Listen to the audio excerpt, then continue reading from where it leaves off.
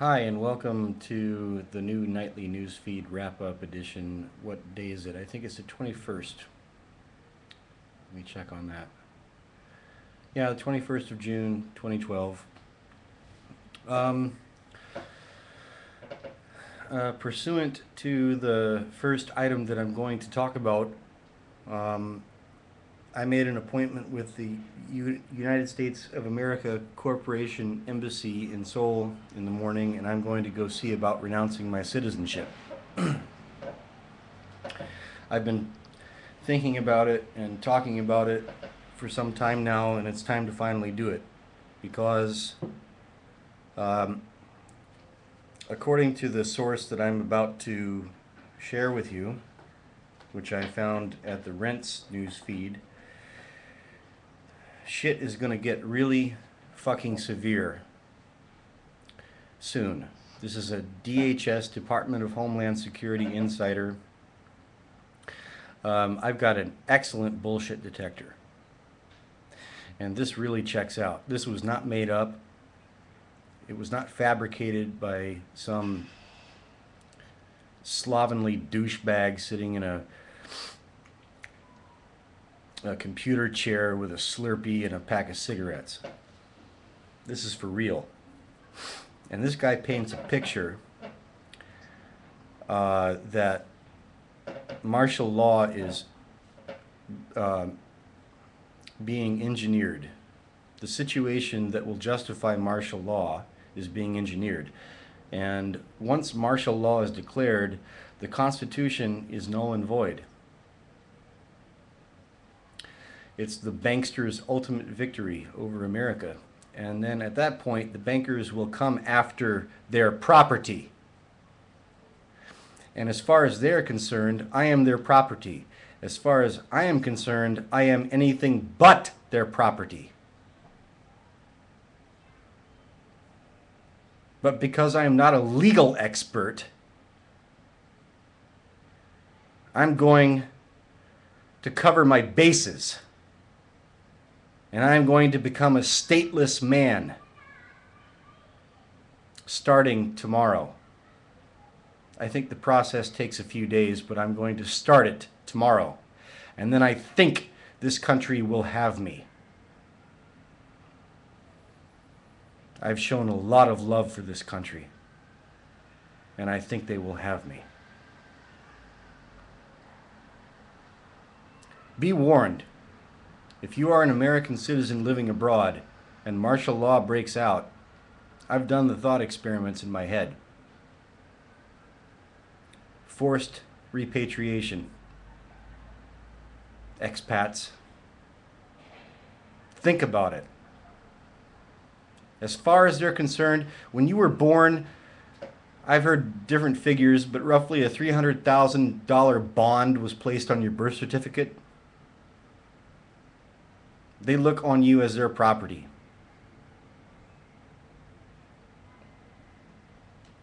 And when the shit hits the fan, they're going to go after their property. So I am severing ties with the United States of fucking America Corporation.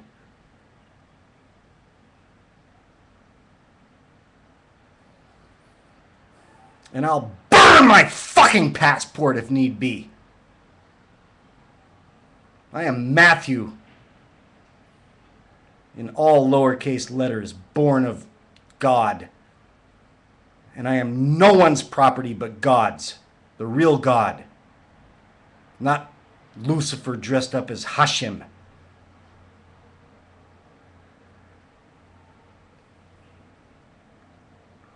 So let's get into the DHS whistleblower who has come out through the, I think it's called the Canada Free Press. They were smart to release this through the Canada Free Press first, because it made damage control much more fucking difficult for these psychopaths who think they're at the top, but they're going to get devoured along with everyone else. They're nitwits. Harvard and Yale educated dumb fucks.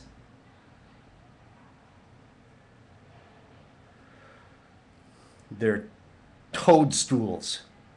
They're patsies. And they don't even fucking know it. They're so drunk on their own power. They're going to get their comeuppance. They're going to get their day. They think they're going to be protected. Well, they're not. They're going to be sold down the river just like everybody else.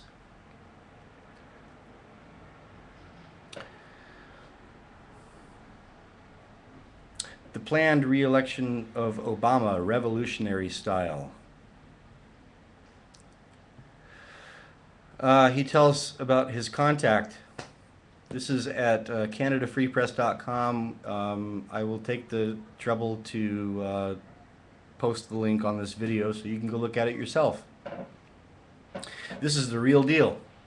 This is a real insider for the Department of Homeland Security, and he's giving us a real picture of what's going on up there. And what it boils down to is that the DHS is just Obama's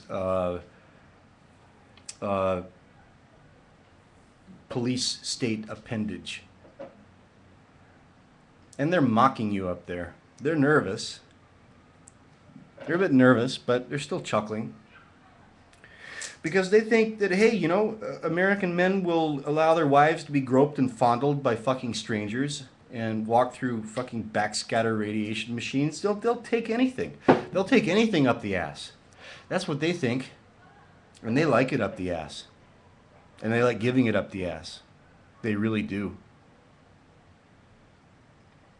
So you American men have largely sat there and taken it up the ass for so long, they think they can get away with anything, with impunity. And if you think that you're going to go out and like do some kind of violent revolution thing with your fucking guns that you think are so valuable, you better think again. You read this report. They've got that covered. They want that. Because they're going to be sitting in the wings directing it to their own ends. So you can take your guns and shove them up your ass and pull the trigger and get it over with.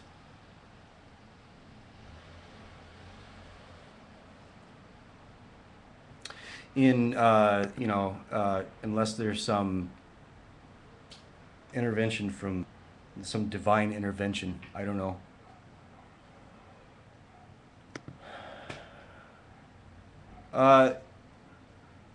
It's just, it's incredible. This is very fucking real. I can smell shill, cranked out bullshit in a second, but this is not.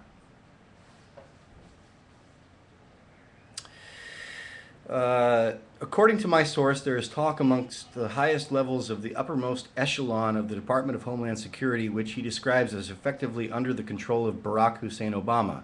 During this call, he said that the DHS is actively preparing for massive social unrest inside the United States. He then corrected himself, stating that a civil war is the more appropriate term. Certain elements of the government are not only expecting and preparing for it, they are actually facilitating it, stated my source. The DHS takes their marching orders from the Obama administration, from Obama himself, but mostly from his unappointed czars.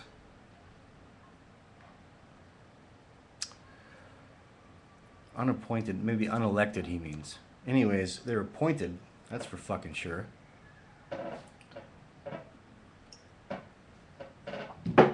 Little plum wine there to settle my nerves. Not every day that you go in and renounce your citizenship.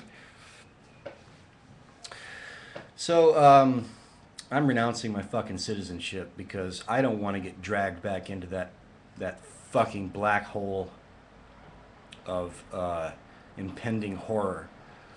I've got a good thing going here. I have a wife that I love. I have a stepson that I love. I have a Korean family that I love, and they love me. So if I was a completely free man with no attachments here, maybe I'd go back and fight. Hokahe. It's a good day to die. But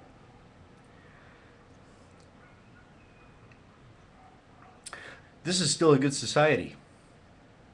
And I intend to become a citizen here and continue to educate my countrymen. They already know who the enemy is. Their vision is still a little bit unfocused. I intend to try to help clarify it. And I have very specific ways that I intend to go about achieving that. Very specific. And highly effective. And I will not divulge them here. Now, the other item that I want to touch on tonight is a British firm. Let me see here. A British firm offers moon trips on Soviet-era spacecraft. British space company Excalibur Almaz has announced its readiness to send tourists on a much coveted trip to the moon as early as in 2015. Notice the vocabulary, much coveted. Didn't the good Lord say, "Thou shalt not covet"? I believe he did.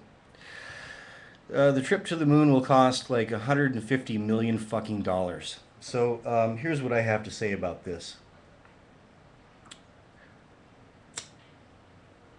Despite certain illusions to the contrary, we are all born on an equal footing here. That is to say, we are born, we live, we suffer, we get sick, and we die.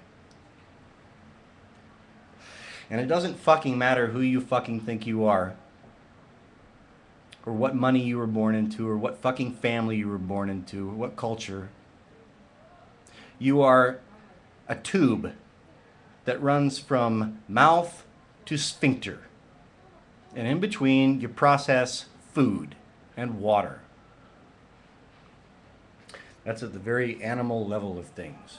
Now, here's where the spiritual comes in. What do you do with the energy that is unleashed by the digestion of that food? What do you do with time, which you make with memories and anticipations? What do you do with the present, which is always eternal and now? What do you do? As one of my favorite bands, Fugazi, they wrote a great song called Waiting Room. And the best line is, function is the key. Function is the key. What do you do? Right here, right now. If you've got a bajillion fucking dollars, what do you do with it? Do you feed people whose tubes are withered and screaming for nourishment? Or do you take 150 million fucking dollars and spend it on a special experience just for little old you that you esteem so fucking highly, that you value your little experience over easing pain that you can't even fucking imagine? So if you want to know the difference between the rich and the poor, if you are a general sort of lout like me and you don't have, I hardly have enough till my next payday. If you're like me, imagine if you were suddenly given even just $1 million, which is just a little pittance to them. What would you do? Would you keep it all to yourself? I know I wouldn't. And I'm not just saying that. I know that I wouldn't. I think I'd cobble aside just enough for me to invest in a few projects that would keep me going. Maybe I'd buy a farm and grow my own food and subsist.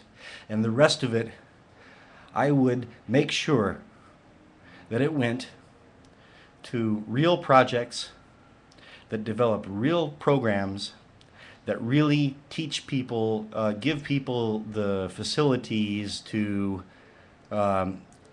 subsist and to feed themselves and clothe themselves and to enjoy clean fucking drinking water.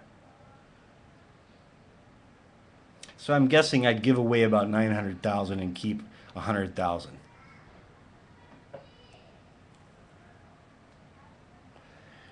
I think most good people have that kind of common sense. Anyway, Tonight I got to get angry and spout off a bit because my wife went to the bookstore. I gotta go. This is Mustard Strong, otherwise known as Matthew. Over and out.